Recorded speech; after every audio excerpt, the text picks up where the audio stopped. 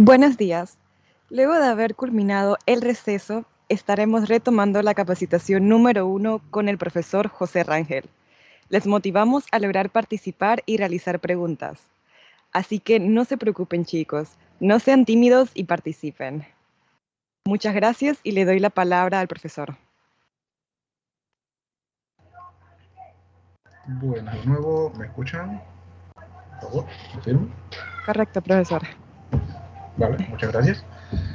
Bien, pues bueno, como habíamos dicho, esta segunda parte estábamos tratando de enfocarla un poco más a lo práctico. Voy a terminar ya con los últimos conceptos, que es más de teoría. Y bueno, espero que estén viendo pues el GitHub que les pasé. Ahí pues hay bastante, está todo esto también. Y están lo que serían los códigos que voy a poner de ejemplo. Entonces, a nivel de Machine Learning, un concepto muy importante que deben tener es qué tipo de Machine Learning o qué tipo de aprendizaje están aplicando. Aquí siempre hablamos básicamente de 4 tipos básicos. Bueno, hay 2 tipos básicos, me gusta a mí decir, y otros 2 que son como mezclas entre ellos. Hablamos de aprendizaje supervisado, no supervisado, semisupervisado y aprendizaje por refuerzo. Aprendizaje supervisado viene siendo una forma de aprender con un guía o con un tutor. En este caso, ¿cómo es ese guía o qué es esa guía? Nuestros datasets que hablamos en antes, que tienen instancias, cada instancia tiene una categoría. Cuando vimos el dataset de las flores, vimos que para cada instancia del dataset, para cada descriptor, yo tenía una categoría. Si era setosa, si era virginica, si era versicolor. En el caso de las sillas, yo le puse simplemente como nombre silla 1, silla 2, silla 3. Eso es lo que hace que un algoritmo sea supervisado. O sea, yo voy a tener o yo voy a contar con una información a priori de qué es lo que, de qué es esa instancia que yo estoy viendo. Entonces, en los enfoques de aprendizaje supervisado, siempre se habla de procedimientos de clasificación y procedimientos de regresión o regresión lineal. Cuando hablamos de clasificación, lo que yo estoy diciendo es, o lo que yo le estoy preguntando, ¿es un perro, es un gato o es un objeto? O sea, la respuesta será un sí es, no es. Cuando yo hablo de regresión lineal, lo que yo estoy preguntando es un valor. ¿Cuánto cuesta algo? ¿Cuánto vale? ¿Cuánto se estima? Esto es muy utilizado en el caso de la bolsa. O sea, para estimar cuánto subirá una acción, cuánto bajará, dependiendo de diferentes situaciones. Y en ese caso, la supervisión, pues son los precios anteriores que ha tenido esa acción, ese valor, esa acción en bolsa, en las diferentes situaciones. Entonces, en el aprendizaje supervisado vamos a tener eso, siempre instancias de entrenamiento con una etiqueta. Para el caso del spam, es el ejemplo clásico, donde cada correo que tiene una etiqueta de si es spam o si no es spam. Y con eso se hace un entrenamiento. Para el caso de la regresión, lo que vamos a tener es algo como esto. Yo tengo un conjunto de parámetros, pueden ser, por ejemplo, en bolsa, si estamos hablando de acciones, diferentes situaciones que se están dando ahora, diferentes precios de otras acciones, diferentes, yo qué sé, no sé de bolsa mucho a nivel financiero, pero diferentes parámetros que se toman en cuenta para ello. Con eso yo hago grafico esa información y si tengo una nueva instancia, pues dependiendo de dónde quede esa instancia graficada, yo puedo decir cuál será ese precio de esa acción. Si sube, si baja, más o menos. Los que han dado métodos numéricos, los que han dado regresión en métodos numéricos, básicamente es eso. O sea, es el mismo concepto lo que estamos aplicando por acá. Solo que acá a nivel de Machine Learning se hace en una mayor cantidad de datos y de dimensiones a la vez. Algoritmos de aprendizaje supervisado más básicos que hay, pues está regresión lineal, regresión logística, KNN o vecinos más cercanos, las Support Vector Machines o máquinas de soporte vectorial, Random Forest y las redes neuronales artificiales. De estos, los que mejores resultados obtienen puede decir que son las redes neuronales artificiales, cuando hablamos de las profundas, o sea, la que ya entra en Deep Learning, y también las máquinas de vectores de soporte. Son los dos algoritmos que en la actualidad tienen mejores resultados en la construcción de clasificadores. Hago la aclaración, no quiere decir que los demás no funcionen, funcionan muy bien, sino que, como siempre digo, dependerá mucho de los datos y de la calidad de información que yo tenga. A nivel de aprendizaje supervisado, pues esto a nivel de resumen, tenemos regresión lineal, máquinas de vectores de soporte. Para clasificación podemos hablar de regresión logística, también la clasificación con random forest. Denme un momento, por favor.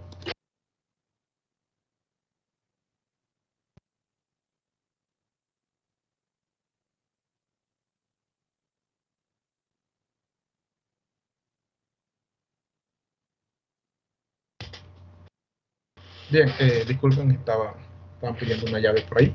Bien, a nivel de aprendizaje supervisado, pues como dije, tenemos regresión, tenemos clasificación. Generalmente todos los algoritmos de clasificación se pueden utilizar para un enfoque de regresión. Hay varias maneras de verlo. Y bueno, esta slide, básicamente esta infografía es de una página que se llama Data Science Learn de Instagram, que está muy buena para estos conceptos y me gusta pues ponerla en clase por ello. Cuando hablamos de algoritmos de clasificación, pues tenemos estos que están aquí. Cuando hablamos de algoritmos de regresión, tenemos estos de por acá. O sea, como les digo, cada uno tiene una buena funcionalidad, sirve para algo en concreto y dependerá de qué es lo que nosotros queremos hacer, entonces el que vamos a seleccionar. Bien, cuando hablamos de aprendizaje no supervisado, si en el anterior aprendíamos con un guía, acá se aprende sin un guía, o sea, se va a lo solito. ¿Qué quiere decir aquí? Justamente ayer en clase, y los alumnos míos que están aquí se darán cuenta, les ponía un ejemplo. Si yo voy a un zoológico y tomo fotos de todos los animales que hay, y luego yo quiero organizar esas fotos por animal, yo puedo utilizar un algoritmo de aprendizaje no supervisado para entender cuál es el contenido de cada una de esas fotos y según el descriptor que yo calculo para cada uno de ellos, yo puedo entonces establecer o yo puedo decir si son o no similares. Recordemos que aquí en Machine Learning lo que importa mucho es ese descriptor. Entonces, el aprendizaje no supervisado lo que va a hacer es que va a tomar todos los descriptores de cada imagen de las fotos que yo tomé en el zoológico y él trabaja bajo la suposición de que, bueno, si esta es una foto de jirafa y esta es una foto de jirafa, ellas deben estar en un plano cartesiano cerca, porque se van a parecer. O sea, ese descriptor va a ser muy parecido. Entonces, lo que está buscando, lo que va a hacer este algoritmo es crear clústeres, agrupar elementos, basándonos en qué tan similares son esos descriptores. Y a la hora que tengan esos descriptores, a la hora que tenga esa agrupación, él me va a dar una lista. Él va a decir, bueno, el clúster 1 está formado por tal imagen, tal imagen y tal imagen. Basándonos en el parecido que tienen esas imágenes. Entonces, ejemplos de este algoritmo, pues puede ser K-means para clustering, o sea, dependiendo de lo que queremos hacer, si es clustering, si es reducir dimensionalidad, si es asociación de reglas. O sea, los algoritmos básicos son estos. A nivel de lo que más se usa, acá podemos hablar de K-means y clustering jerárquico. Son los dos que más populares porque se aplican a la mayor cantidad de casos. Los demás algoritmos son buenos, pero son ya muy específicos para situaciones concretas que yo quiera realizar. Entonces, un ejemplo de uso de esto pues sería un sistema de detección de anomalías. Yo tengo aquí un descriptor de neveras, de cómo funcionan las neveras, o bueno, siempre se da el ejemplo de aviones, que tienen muchos parámetros. Entonces, ese descriptor, por ejemplo, todas estas neveras que están aquí funcionan bien. Yo no tengo un solo parámetro para decir esto funciona bien, esto funciona mal, no puedo medirlo de esa manera. Pero lo que yo puedo hacer, o lo que yo sí puedo hacer en este caso es decir que todo esto se grafica, todo este es el conjunto que funciona bien. En cuanto algo se grafique por fuera, ya yo puedo decir que eso tiene algún comportamiento raro. Eso me da un indicio a mí de que ahí hay una anomalía. Y eso se hace con aprendizaje no supervisado. O sea, repito, no hay una manera que yo diga de esto es lo óptimo, sino que todos estos elementos que están aquí están funcionando bien y tienen parámetros diferentes. Cuando hay algo que se salga de eso, entonces yo puedo decir que es una anomalía. A nivel de aprendizaje no supervisado, podemos hablar de clustering o reducción de dimensionalidad. Podemos hablar pues de esto, bajo este mismo enfoque como hablamos antes, y son los que había mencionado ya. Para clustering, pues podemos utilizar este tipo de algoritmos para reducir dimensionalidad. O sea, si yo tengo algo que tiene 4 dimensiones, quiero reducirla a 3 para poder graficarlo, pues puedo utilizar alguno de estos de acá. Y lo que va a hacer ese sistema es tratar de entender el contenido de cada una de las dimensiones para quitar la que de repente sea menos relevante o hacer una media de esas dimensiones. Cuando hablamos de algoritmos semi-supervisados, pues lo que decimos aquí es que empezamos con un proceso no supervisado, es una mezcla, en la cual yo digo, pues bueno, esto que está aquí, yo lo creé de manera no supervisada. O sea, yo creé mis grupos. Yo creé mis grupos de manera no supervisada. Y luego entonces creo, basado en esos grupos, lo que yo voy a crear son categorías. Es decir, en el ejemplo de los animales del zoológico, yo lo que tengo es esto que está aquí. Dije, bueno, estas fotos que están aquí es un clúster que me creó mi algoritmo no supervisado. Cuando yo veo las fotos, me doy cuenta que todos son de una jirafa. Entonces yo digo, bueno, esta será la categoría jirafa. Y esta que está acá son los que tienen la categoría rinoceronte. Entonces, estos son la categoría rinoceronte. Entonces, de esa manera, el algoritmo semi-supervisado, yo empecé con algo que no tenía etiquetas y le fui dando etiquetas al sistema para después hacer la clasificación. Cuando hablamos de aprendizaje por refuerzo, aquí tenemos políticas y ya valores más numéricos. Es como cuando se le enseña a un perro dónde tiene que orinar y dónde no. O sea, yo hablo de un agente, que ese agente yo le diré, yo le defino una política. Cuando te acercas a tal punto, tú vas a perder puntos, básicamente. Si haces una acción mala, vas a perder puntos. Si haces una acción buena, vas a ganar puntos. Entonces, así, de esa manera, su intención es que ese score sea lo más alto posible. Él siempre va a tratar de buscar la recompensa. Y esto, bueno, estos son los ejemplos de algoritmos para aprendizaje por refuerzo. Acá pues nosotros vemos cómo es ese aprendizaje, básicamente esos 3 enfoques que hay, o sea, 3 de los 4 enfoques que hay, supervisado, no supervisado, reforzado, y qué nos ayuda a lograr cada uno. Entonces dependerá de lo que nosotros queramos hacer, que vamos a utilizar. Los ciclos de vida pues son los diferentes pasos que vamos a tomar a la hora de realizar un proyecto con Machine Learning. Nosotros cuando hablamos en informática tenemos un proceso de ingeniería de software, que es la manera que se construye un software, se desarrolla un producto. Acá todavía no hay un pipeline como tal de ingeniería de software para un proyecto de Machine Learning, pero generalmente se toman estos datos. Grupos de investigación lo que han dicho, lo que se están enfocando es en utilizar procesos ágiles que ya se utilizan para ingeniería de software, para entonces hacer la ingeniería de proyectos que aplican Machine Learning. Solo que lógicamente cuando estamos hablando de Machine Learning, vamos a tener un conjunto de datos, de pasos adicionales, de recolección de los datos, de probar para saber entonces si ese algoritmo está funcionando o no va a funcionar o no. Bien, a nivel de herramientas de desarrollo, cosas que podemos utilizar nosotros para trabajar con Machine Learning, tenemos Weka, que se puede utilizar con Python, se puede utilizar con Java, o se puede utilizar como una consola. O sea, Weka es una herramienta muy buena de minería de datos, que aunque es básica, tiene sus años ya en el mercado, sigue actualizándose, es muy buena, les digo.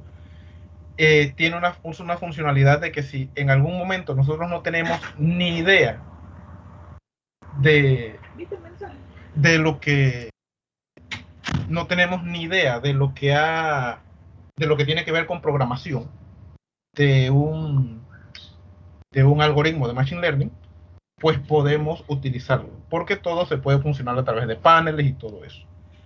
Otras herramientas ya a nivel más de Python, está Scikit-Learn, está Pandas. También tenemos, ¿qué pasa aquí? También tenemos OpenCV, TensorFlow. TensorFlow, bueno, se programa en Python. OpenCV sí es un poco más abierta para más lenguajes. En este caso, pues yo lo voy a estar viendo en Python, que es la parte de código que vamos a ver ahora. Entonces, todas estas herramientas nos permiten construir clasificadores. Scikit-Learn es el más completo. TensorFlow está más orientado solo a la parte de redes neuronales.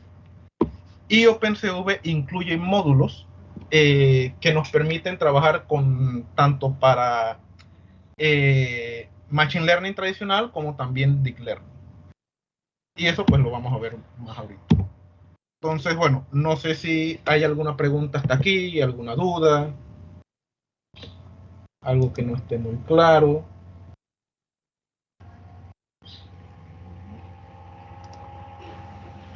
Hasta ahorita en el chat no hay dudas, profe. Bien, la segunda parte de esto, la teoría es muy corta. Son solo unas 15 slides. La segunda parte que habíamos hablado, cuando conversé para lo de esta capacitación, viene dada con lo que es la detección facial. Cuando nosotros estamos trabajando con caras en inteligencia artificial, nosotros podemos tener, dependiendo de lo que vamos a hacer, podemos tener 4 opciones. Y son 4 áreas diferentes que usan algoritmos diferentes. Entonces, en este caso nos vamos a centrar en lo que es la detección facial. O sea, la detección facial simplemente es una forma de detectar una cara en una imagen. Entonces, hay muchas formas de hacerlo. La visión artificial, que es lo que vamos a ver aquí, se apoya mucho en el aprendizaje automático. O sea, la mayoría de los métodos para cosas faciales, por decirlo en general, que están en OpenCV y están en las librerías de visión artificial, se basan en conceptos de aprendizaje automático. Entonces, cuando hablamos de cosas de cara, como les dije, para hablarlo más general, cosas faciales, podemos hablar de 4 conceptos o 4 enfoques. Detección facial o face detection, facial landmark detection, face tracking y face recognition. Esos son enfoques que cada uno tiene su algoritmo, cada uno tiene su forma de realizarlo. A nivel de OpenCV, a nivel de Python, cuando vamos a hacer esto, si yo quiero hacer detección facial, tengo opciones. Por ejemplo, puedo hablar de OpenCV, que es la propia librería, OpenCV con Delete, OpenCV con Face Recognition, que es otro módulo de Python, y OpenCV con CVLib, que es otro módulo de Python. Entonces, estas 4 opciones, estos 4 módulos ofrecen formas de hacer detección facial. Si me quiero ir a detección de landmarks, pues solamente tengo OpenCV, Delete o Face Recognition. Si quiero ir a Face Tracking, pues está Delete. Si quiero irme a reconocimiento de rostros, que ahí sí está OpenCV, Delete o Face Recognition. Aparte, pues podemos hablar que en reconocimiento de rostros también podemos utilizar TensorFlow, dependiendo pues de los modelos que estemos utilizando. Entonces, la detección consiste en esto. En una foto, decir dónde está la cara. Dónde hay caras. Eso es lo que vamos a encontrar ahí. O sea, detección a mí no me interesa quién sea. Yo quiero saber si hay alguien ahí. Para OpenCV se estarán viendo pues Hard Cascade, Single Show Detector, perdón. Para Delete se utiliza pues Hop, que son unos descriptores, y se utiliza SVM. Para Face Recognition se usa pues Hop y una red neuronal convolucional. Y CVLink utiliza Café, que no es el café de la cafetera, sino es una librería para redes neuronales también. Para Landmark Detection, bueno, esto lo voy a pasar más rapidito, pues es detectar puntos clave en la cara. A ver esos puntos clave que tenemos en la cara. Esto se utiliza más que nada para comparar biometría, básicamente. Cuando quiero hacer face tracking, es no solamente detectar la cara, sino tratar de darle seguimiento a ese objeto. Esto se puede utilizar para caras y para objetos. Y para esto, Delete es la librería que tiene ese módulo que funciona bastante bien. Y tiene ya un ejemplo creado que nosotros podemos adaptar a lo que nosotros queremos. Si nosotros queremos hacer reconocimiento de caras, aquí viene la diferencia. Si en reconocimiento de caras yo primero tengo que detectar la cara y después que detecté la cara, asignarle un ID o ponerle un nombre.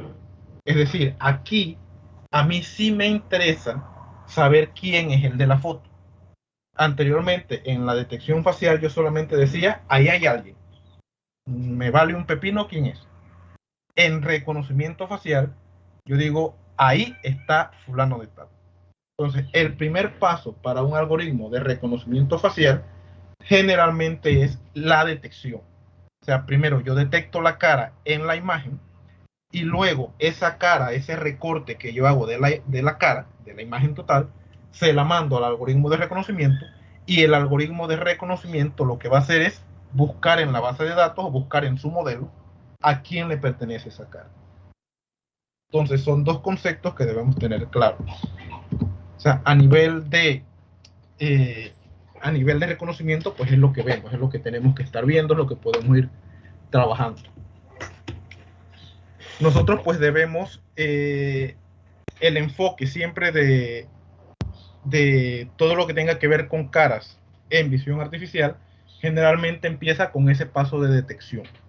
Si nosotros queremos detectar una cara, pues yo tengo o necesito utilizar algún tipo de detector facial. Entonces, dentro de los ejemplos que yo les pasé, que están en el repositorio, todos esos ejemplos son sacados de, vamos a ver si tengo la página abierta por aquí. Todos esos ejemplos son sacados de este libro. A ver, aquí, pues no quiere salir, ahora sí. Son sacados de este libro. La mayoría, creo que hay alguno de otro, pero no recuerdo bien ahorita. Este libro pues está bastante bien, es uno de los que yo utilizo como texto en clase. Y permite, pues, o sea, tiene estos ejemplos y bastante bien explicados. No en la explicación profunda, pero por lo menos en los detalles de lo que uno pueda necesitar, lo hacen bastante bien. Entonces, como yo les dije, a nivel de detección facial, nosotros tenemos digamos, en el mercado, diferentes enfoques para detectar. Uno de los primeros enfoques es utilizando clasificadores de HAR. Los clasificadores de HAR o HAR Cascade, como se le llaman, son un tipo de clasificador muy popular ahorita mismo en lo que es la detección de imágenes, en la detección facial, perdón. Un detector de HAR, que lo pongo acá porque hay bastantes, consiste en pasar a una imagen un montoncito de estos pequeños bloquecitos, estos filtros que están aquí. Entonces, según eso, se construye un descriptor y se va entonces definiendo qué es lo que yo estoy viendo, básicamente, según la relación, según el resultado que tengo. Entonces, generalmente siempre se habla de hard cascade, clasificadores en cascada. Eso viene dado básicamente por esta imagen que tenemos aquí. Y se me perdió. Esto está por etapas. Eso viene dado de la siguiente manera. Yo voy a tener diferentes clasificadores, diferentes etapas de clasificadores, y lo que yo voy a hacer es que, bueno, le voy a aplicar un filtro de HAR a esta imagen y lo paso pues por la primera etapa. Esa primera etapa, entonces lo que dice, bueno, esta zona de la imagen es una cara, puede ser una cara. Todas las zonas de la imagen que pasan, que ese clasificador de la primera etapa dice que es una cara, pasan a una segunda etapa. Ahí otro clasificador las agarra y dice, pues bueno, esta zona pues puede ser una cara. Y así sucesivamente. Entonces se le llama clasificadores en cascada, HAR Cascade, porque se van aplicando descriptores de HAR a diferentes niveles y aplicando diferentes descriptores, diferentes clasificadores, perdón. Al final, por ejemplo, en este se habla de la etapa 38, o sea, 38 clasificadores diferentes han dicho que esa zona de la cara es una imagen. Por lo tanto, entonces, el clasificador dice, esto es una imagen. Entonces, los clasificadores de HAR, ¿dónde están? Aquí, son una de las opciones que viene con OpenCV. Esos son algoritmos que nosotros podemos utilizar ya. O sea, yo no tengo que entrenarlo. Para ello, en este ejemplo, se utilizan, vamos a ver si sale por aquí, ¿dónde está? En este ejemplo se utilizan dos modelos de clasificadores de HAR. O sea, esos son unos elementos que ya están entrenados. O sea, yo no tengo que llegar y hacer todo el proceso de entrenamiento. No, yo simplemente descargo ese modelo. Voy a hacer esto un momentito. Que es esto que está aquí. Y bueno, los que ya han descargado el repositorio, pues eso lo tienen allí. O sea, ese modelo eso venía, porque eso pesa, creo que ni 5 megas, en realidad. Entonces, esto que está aquí permite a mí, utilizando OpenCV y Python, hacer una detección de las caras. Yo lo que voy a utilizar aquí es esta función, perdón, este método, donde yo cargo ese clasificador en cascada, que está pues guardado en este archivo XML, y eso me va a permitir a mí hacer una detección. Entonces, estos algoritmos generalmente lo que nos devuelven es un valor booleano, y que ese valor booleano nos dice si detectó algo, si no detectó algo. Y nos dan generalmente una lista de valores que son pues como son 4 puntos que nos dicen pues las coordenadas de un rectángulo donde se encuentra la imagen o donde se encuentra la cara que se ha detectado.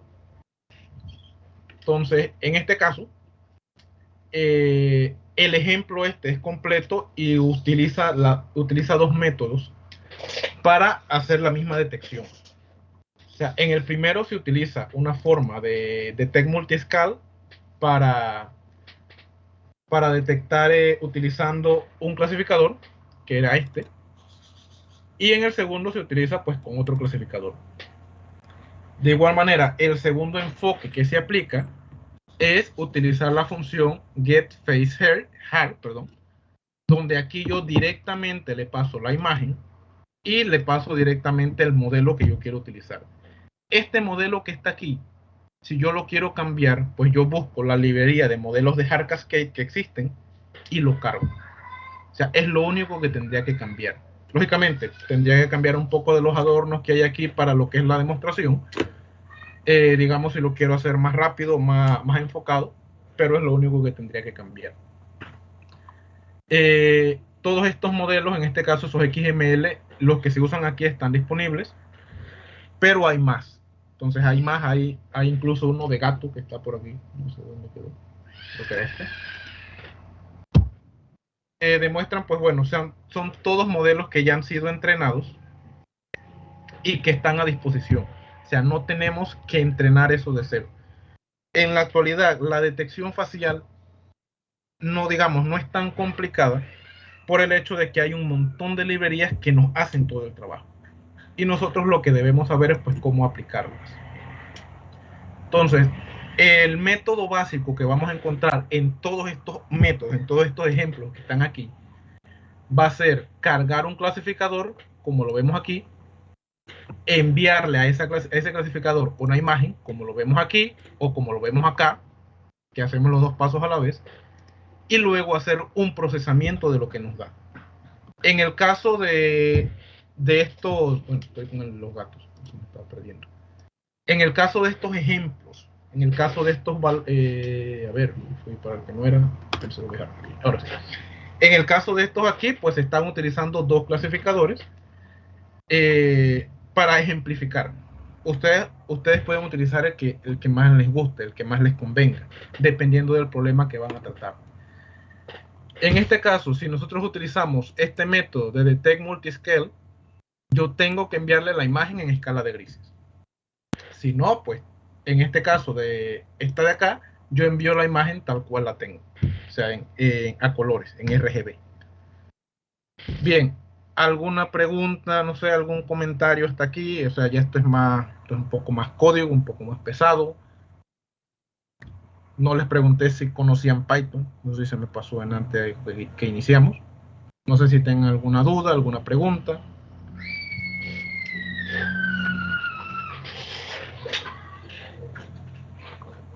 Bien, pues si no, podemos seguir con otro ejemplo. O sea, aquí yo ya me voy a dedicar a mostrarle básicamente ejemplos. Esto que está aquí, el primero que vimos, que era, yo empecé de abajo hacia arriba, porque vamos en orden de simplicidad, por así decirlo, de instalación. Estos que están aquí son con OpenCV. Esto era utilizando HAR. O sea, esto era utilizando un clasificador de HAR.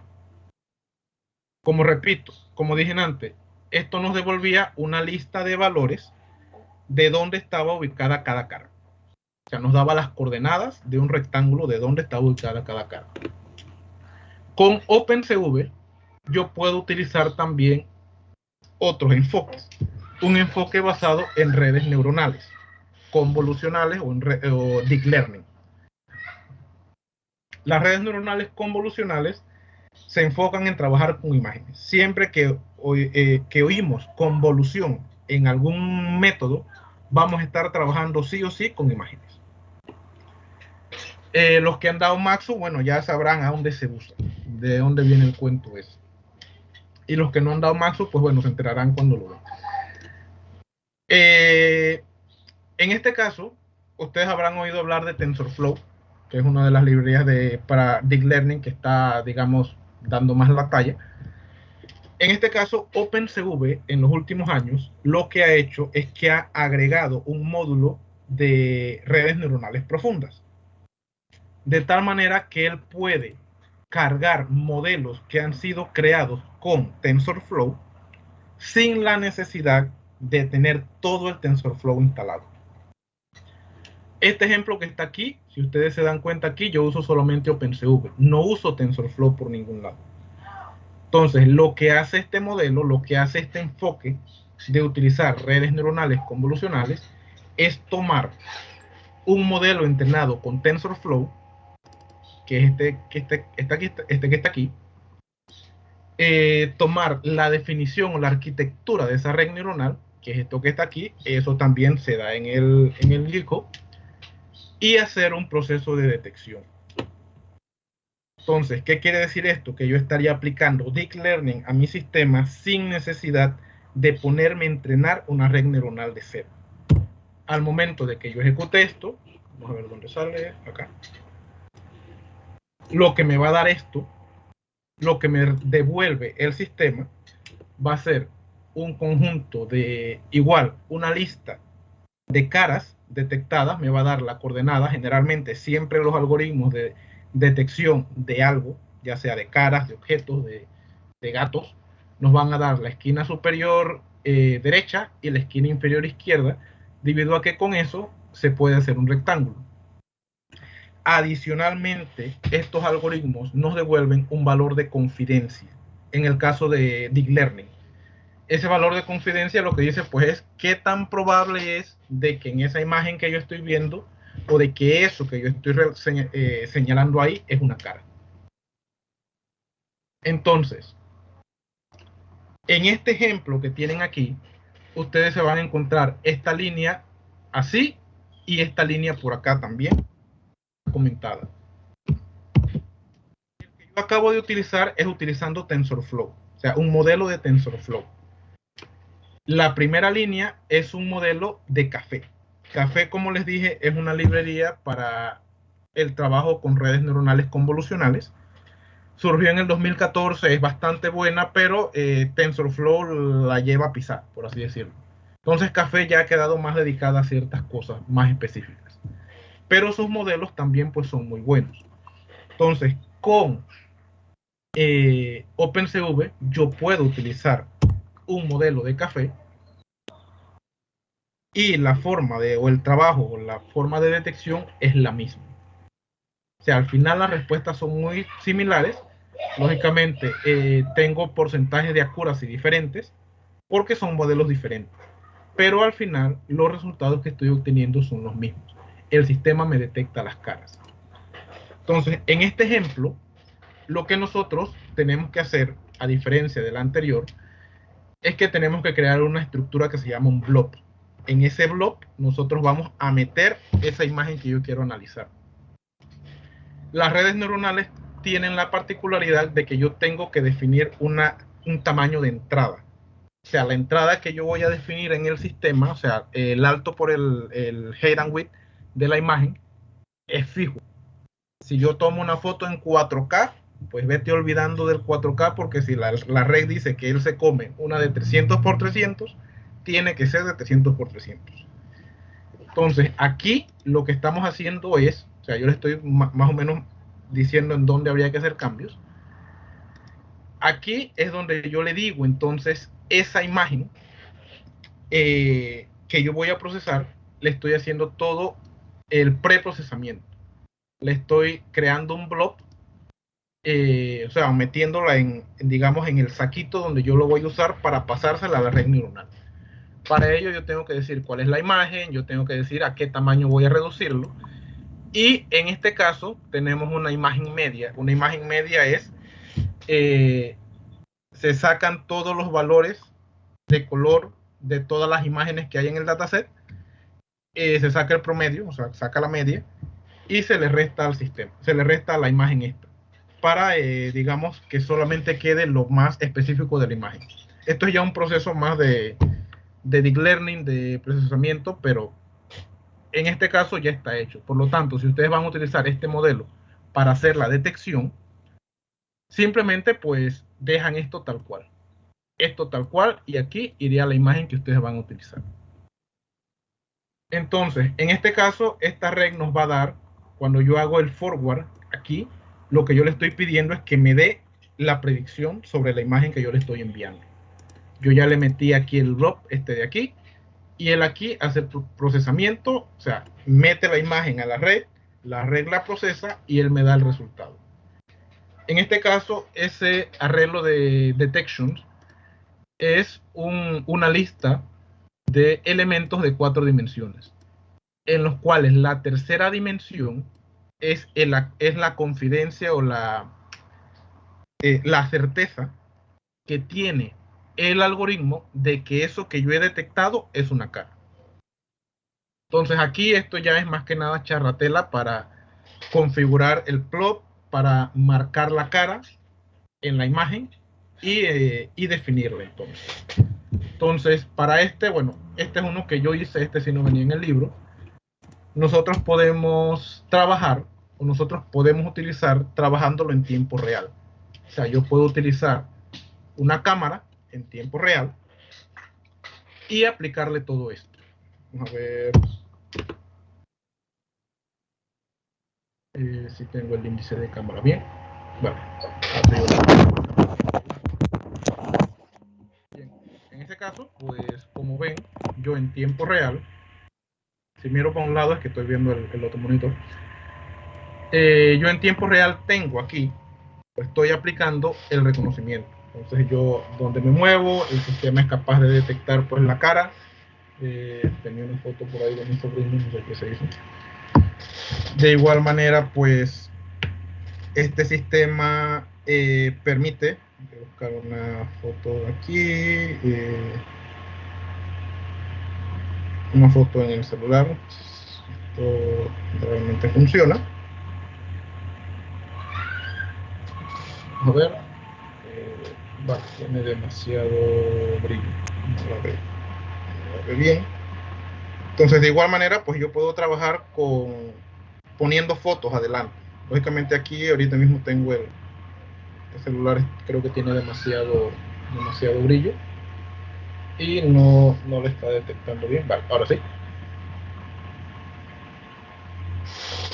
Entonces, estos sistemas, esta forma de trabajar, este enfoque de Machine Learning, ese algoritmo yo lo puedo utilizar con una cámara. En este caso, la cámara que estoy utilizando, yo le tengo que dar el índice. Yo tengo ahorita mismo 2 cámaras conectadas al sistema y tengo que decirle pues cuál voy a utilizar, si la 1 o la 0. En mi caso tengo como 3 instaladas, entonces tengo que estar, siempre es una lotería porque no hay un orden fijo a veces. Hay una mano por ahí levantada de Carol. Sí, yo tenía una consulta. En el caso de la parte de abajo, eso viene siendo en los errores. Uno tendría que revisar los errores para pasar al siguiente paso. ¿Qué parte de abajo? Aquí donde esa, ahí, ajá. Vale, no, aquí esto es las redes neuronales siempre cuando uno los tiene, ellos van sacando resultados y muchas veces pues son elementos, siempre me están diciendo detecté aquí o recibí tal cosa. Hay veces que son warnings, no es digamos tan drástico el error. Aquí sí me tiró un error, este sí que dijo fail, este último sí. Lo que sí es cierto es que, bueno, si hay algún error, por lo menos estos códigos les deben funcionar bien si tienen todo instalado. Si hay algún error, aquí se va a marcar, o sea, aquí sí va a salir. Entonces ahí les ayudaría a ustedes a ver por dónde trabajar el error. ¿Alguna otra duda? No, eso sería todo, gracias. Vale. Bien, bueno, este enfoque de aquí, lo único que cambia con el ejemplo anterior de Deep Learning, este que vimos aquí, es que yo agregué esta parte. Para OpenCV trabajar con cámaras, yo utilizo esto de aquí. De igual manera, yo puedo cargar un video. Si yo tengo un video, no tengo cámara a mano, yo tengo un video, pongo la ruta de donde está ese video en mi computadora aquí. Y esto me va a cargar el video. Y va a cargar cada frame del video como si fuera una imagen. Entonces, ese procesamiento lo puedo hacer aquí. Si ven aquí, todo es igual a lo que estábamos viendo en antes. Todo el proceso. Simplemente pues que quitamos la parte de mostrar así con la ventana y lo mostrábamos en tiempo real ahora. Bien, esto en cuanto a la utilización de OpenCV. Es digamos la salida más rápida que ustedes pueden hacer. Instalan OpenCV y ya OpenCV les trae todo esto sin ningún tipo de problema.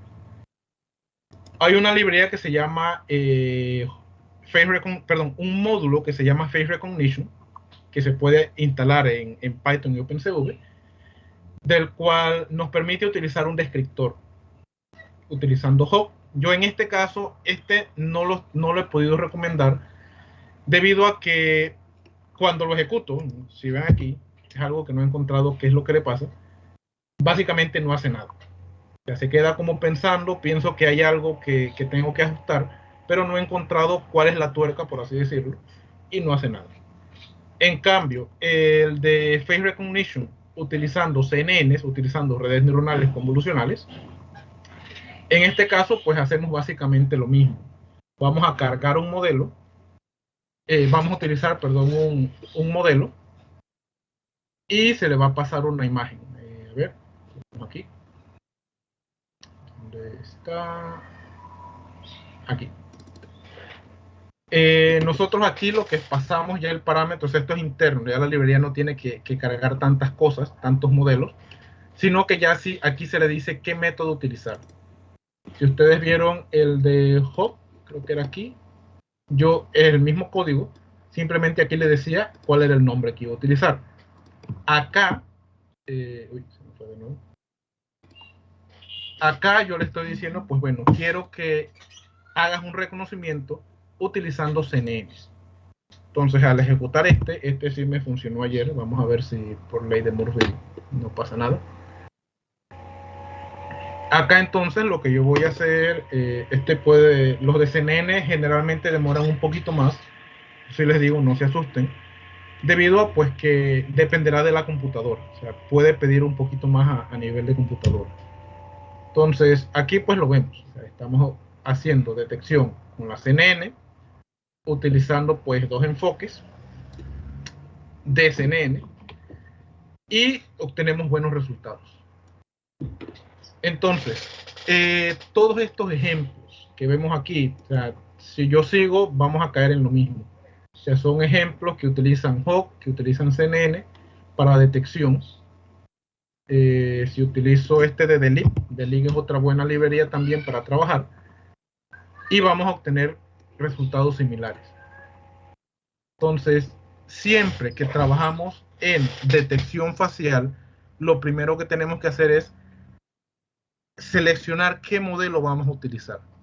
Luego de que nosotros seleccionamos ese modelo y ese enfoque, ya sea OpenCV, ya sea Face Recognition, ya sea Delip, está CVLeak. Yo CVLeak sí no lo he instalado, ese sí no lo he probado, ese sí les digo que no lo he probado, no les puedo decir qué tal va, pero también es bueno.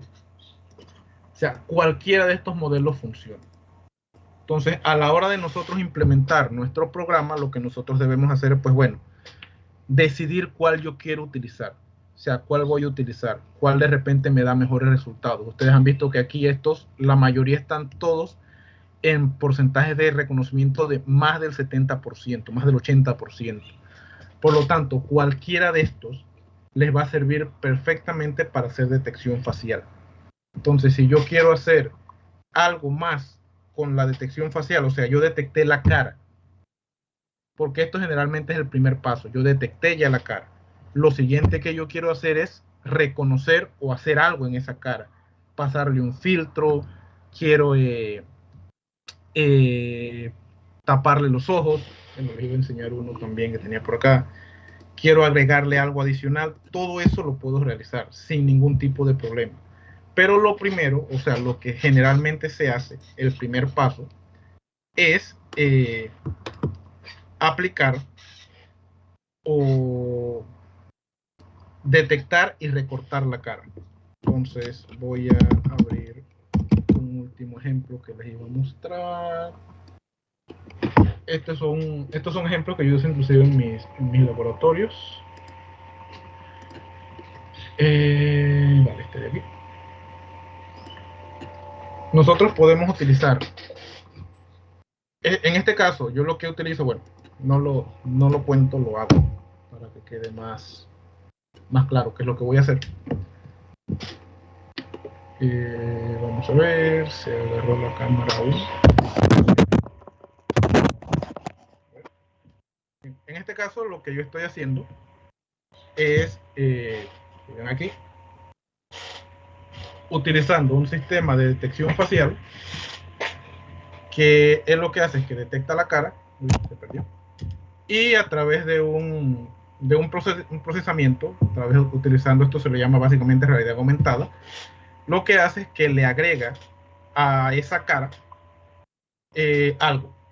En este caso se detectó primero una cara, se hizo el recorte de la cara, esto que se está haciendo aquí, y a ese recorte de la cara yo le estoy aplicando un detector de ojos. O sea, existe un detector de HAR que se especializa en detectar ojos, hay otro que se especializa en detectar nariz, se especializa en detectar bocas. Entonces depende de lo que yo quiero detectar, yo primero detecto la cara, y una vez que yo sé que allí hay una cara, paso el detector para que me diga dónde están los ojos, la nariz, la boca de esa cara, y de esa manera entonces yo puedo aplicar algún otro procedimiento. Este ejemplo, si mal no recuerdo, también lo tienen allí en el GitHub, no recuerdo, bueno, si no lo subí, lo subo ahora para que también lo vean. Entonces, a nivel pues ya quiero parar aquí para abrir tiempo a preguntas. O sea, yo sé que lo que hemos visto de repente ha sido bastante, básicamente código, o sea, a nivel de algo que yo le digo a los alumnos y algún concepto que nosotros debemos tener, es que debemos tener cierta capacidad de hacer ingeniería inversa. O sea, si tenemos código, mucho de lo que yo sé en la actualidad ha venido por estudiar código. O sea, agarrar códigos como estos que venían en libros y entender qué es lo que hace ese libro, qué es lo que hace ese código. Entonces, a través de esto, ya yo por lo menos les he explicado las partes básicas. Entonces, ustedes se pueden guiar y pueden utilizar este código que está aquí, toda esta información, para aplicarlo en algún tipo de problemática, ya sea en el hackathon, que tienen un reto que va por ahí por detección facial, o aplicarlo en algún cosa de algún programa, alguna cosa que tengan en su trabajo. Entonces, bueno, no sé si hay alguna pregunta, o sea, quiero dejar este espacio, creo que nos quedan unos minutos todavía, para preguntas, para dudas, para comentarios, cualquier cosa también, cualquier consulta que tengan, ahí en el GitHub está mi correo, lo pongo por acá por el chat.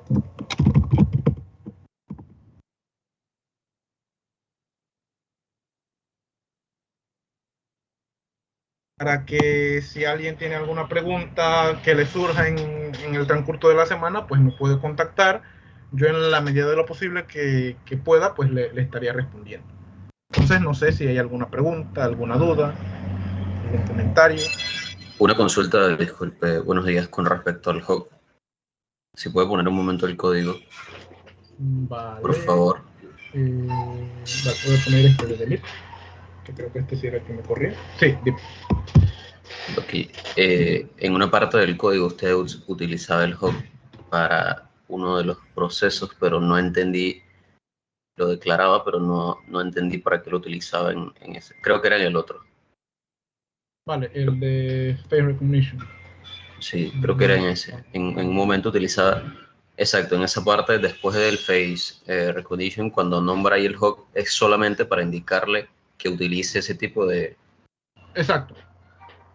Sí, aquí por lo menos, si vemos el de Hawk y el de CNN, son muy similares.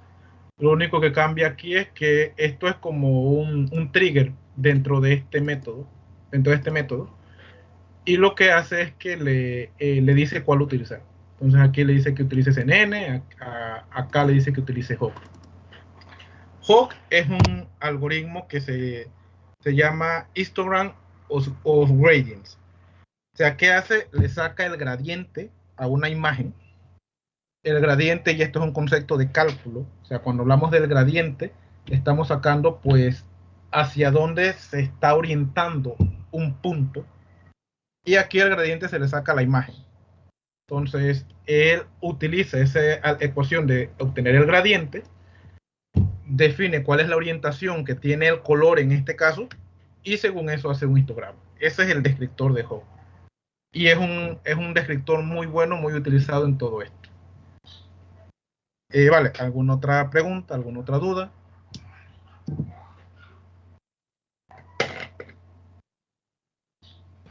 En un momento estuve utilizando, creo que era unas variables como para el porcentaje de... era para un porcentaje y utilizaba una i. Eran 3 números específicos. Vale, utilizaba sí, 3. eso es... ¿Para qué esa i? ¿Qué significa? ¿Para qué se utiliza esa i? Exacto. En confidence. Vale.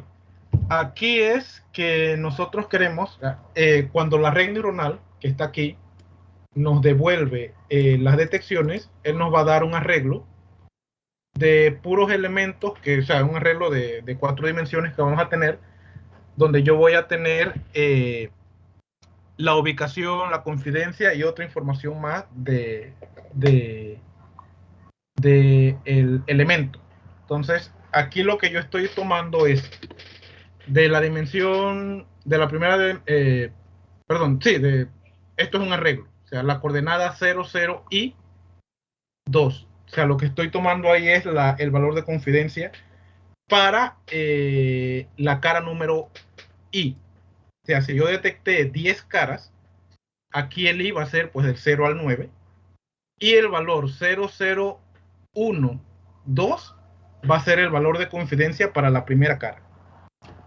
Luego sigo, 0022, el valor de confidencia para la tercera cara. O sea, esto lo que nos dice es que en la tercera dimensión se está almacenando la certeza, que es el valor en el nombre en español en realidad, la certeza que tiene el clasificador de que eso es una cara. Entonces, si yo quiero trabajar con la certeza, pues yo, o la probabilidad, yo lo que tomo es el valor de la tercera dimensión de lo que me está dando lo que me está devolviendo la red neuronal. Entonces, eso es lo que estamos básicamente trabajando aquí. No sé si quedó un poquito más claro. Sí, ya entendí un poco más. Gracias. Vale, ¿alguna otra duda? ¿Más preguntas?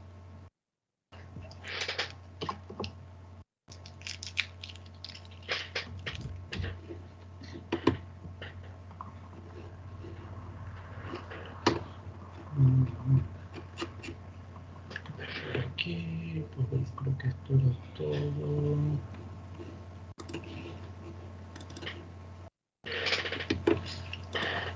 Bien, bueno, si no hay preguntas, pues solo decirles pues que de esto, sé que hay bastante por procesar, de esto pues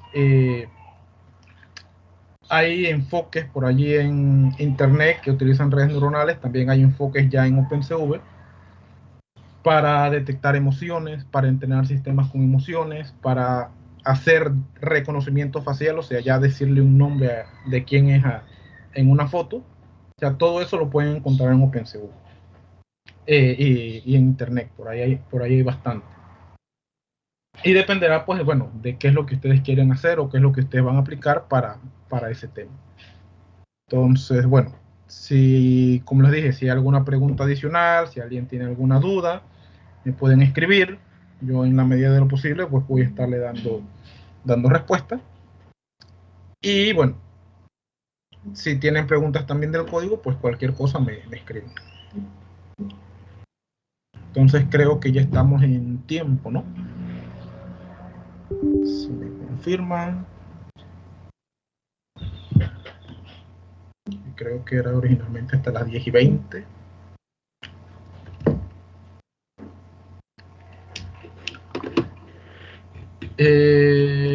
Por mi parte, pues bueno, más cosas por acá que tenga así, no.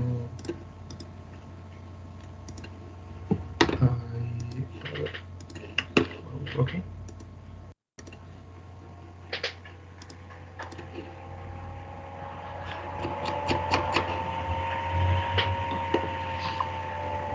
Hola, buenas tardes. Sí, digo, buenos días. Sí, ya terminamos con la capacitación. Gracias, profesor, por brindarnos la explicación de este tema. Y bueno, estudiantes, participantes, pasen a la siguiente llamada. La segunda capacitación es sobre interacción humano-computador. Ya la capacitadora nos está esperando en la sala. Gracias, profesor José Rangel. Vale, muchas gracias a ustedes y bueno, cualquier cosa, como les dije, a la orden siempre. Hasta luego. Muchas gracias, profesor, por la explicación.